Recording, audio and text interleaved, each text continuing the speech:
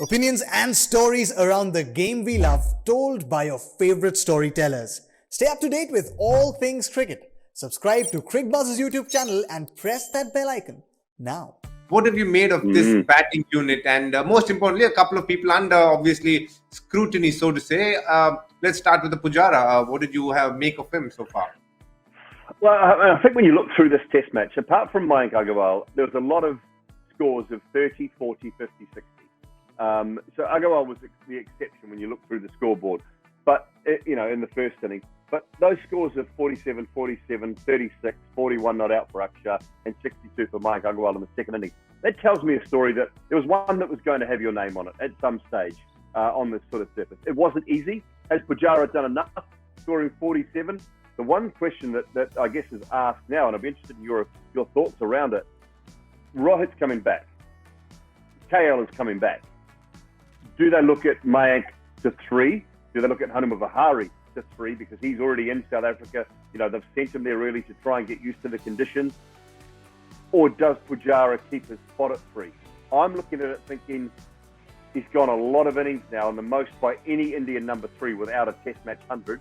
Are they prepared to stick with him, or are they prepared to maybe take one of those other openers or Rahane Vihari and put him at number 3 for this South African series? Because what I want and what I would expect is you want your best players of quick bowling.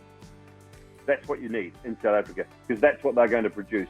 Yes, they have Keshav Maharaj, but I think you want your best players of quick bowling. Is he still in your top 4 or 5 of players of quick bowling or not? Your opinion on that? I think for a start, I think this whole group of Rohit, KL, Mayank Agarwal will be the 3 openers, followed by Pujara, Virat Kohli, Rahane, Shreyas Iyer, and Shubman Gill will be the batters.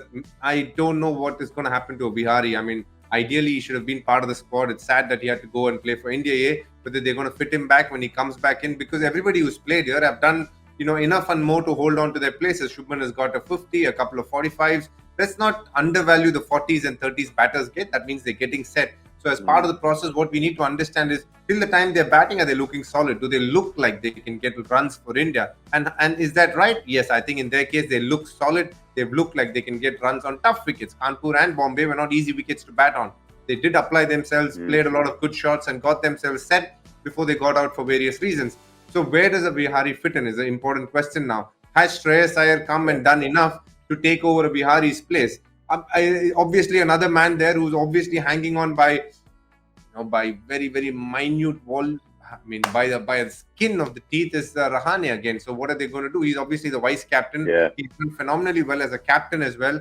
So where does he stand in the scheme of things? But knowing Rahul Dravid, I think he'll go the tried and tested method. He'll go with the Pujara and Rahane to start with, and then as things unfold, he'll obviously allow it to unravel and then make the changes necessary. But I do think all these guys will be on the plane to South Africa and very much in the playing 11 as well. I don't see any major changes. Yes, there could be the one odd change, but I don't see too many changes happening. It'll be very interesting to see if Shreyas Iyer fits in as well.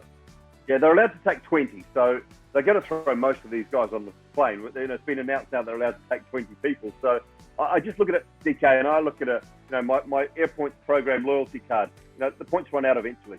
Eventually they run out. And Achika Rahane, 29 innings with an average. The last 29 innings, the average is 24 in Test match cricket. Now, there's been a lot of very, very good players in the Indian setup who've been dropped for less than that.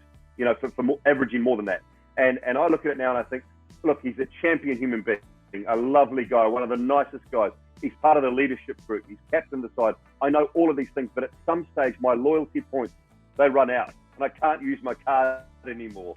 And that's the key to it. So, do they take a new vice captain?